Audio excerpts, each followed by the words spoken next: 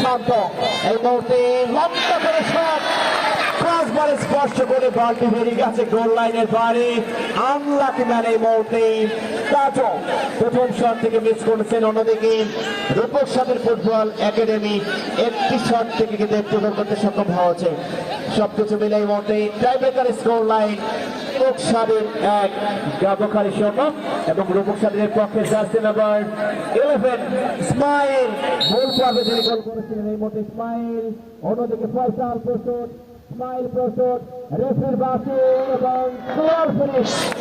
এই মুহূর্তে গোল নাম্বার 2 রূপক স্বাধীন বাংলাদেশ ফুটবল একাডেমির টাইব্রেকার পর্বে স্কোর লাইন রূপক স্বাধীন 2 গাবখালী 0। তবে গাবখালী একটি শট করেছেন। অন্যদিকে আরএস ফুটবল একাডেমি খুলনা তারা করেছেন একটি শট এবং গাবখালীর পক্ষে দ্বিতীয় শটটি করবার জন্য জার্সি নাম্বার 8 শান্তি। এবং শান্তি এই মুহূর্তে শান্তির গোলটা আদায় করতে সক্ষম হয় কিনা, যদি গোলদারটা খুঁজে পাই তাহলে অন্ততপক্ষে টাইব্রেকার পর্বে বেশ খানিকটা স্বস্তির জায়গা থাকবে, অন্যথায় অনেকখানি কিন্তু পিছিয়ে যাবে। এই মুহূর্তে সিংহে শান্ত প্রস্তুত, সেই সাথে শান্তি প্রস্তুত এবং শান্তির শান্ত সঠিক গোল জাল কিন্তু জড়িয়ে যেতে সক্ষম হয়েছে। ফলে গাবখালী 2টি শট থেকে একটি গোল, আরএস ফুটবল একাডেমি খুলনা 2টি শট থেকে 2টি গোল।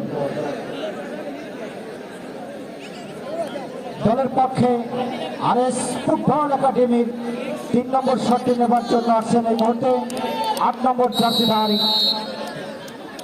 সাকিব। চমৎকার বলটি কিন্তু জালে ঢুকাতে সক্ষম হয়নি। অবশ্যই 3টি শট থেকে এই মুহূর্তে রূপক ফুটবল একাডেমি তারা কিন্তু 2টি গোল করতে সক্ষম হয়েছে।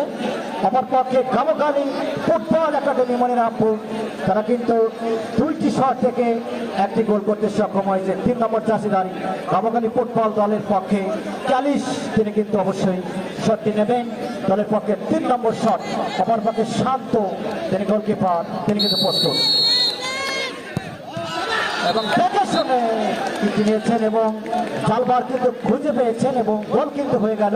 অর্থাৎ 2-2 সমতা বিরাজ করছে এই মুহূর্তে। আরএস ফুটবল একাডেমি 3টি শট নিয়েছেন এবং 3টি শট থেকে 2টি গোল করেছে। অপর পক্ষে গাবখালী ফুটবল দল তারা কিন্তু 3টি শট থেকে 2টি গোল করতে সক্ষম হয়েছে। আমরা মাঠের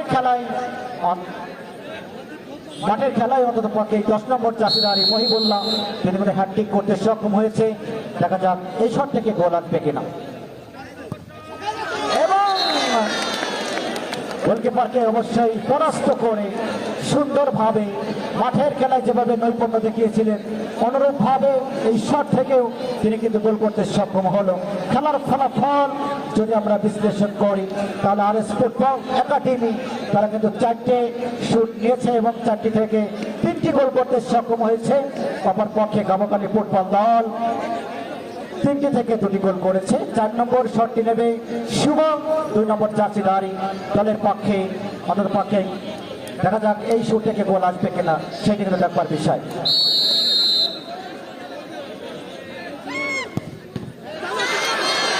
চমৎকার ভাবে তার বন্দি করতে সক্ষম হলো এবং খানিকটা এই মুহূর্তে পিছিয়ে গেল।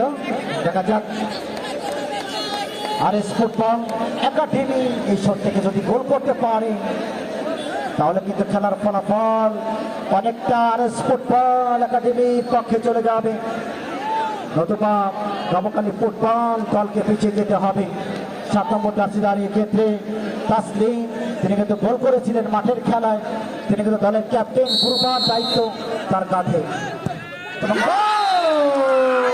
হয়ে গেল গোল কিন্তু হয়ে গেল।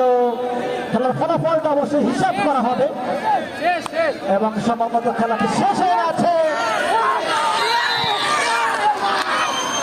খেলা কিন্তু এই মধ্যে শেষ হয়ে গেছে। তার 4-2 গোলের ব্যবধানে এই মুহূর্তে গাবখালীকে পরাজিত করে সেমিফাইনালের টিকিট করতে সক্ষম হলো।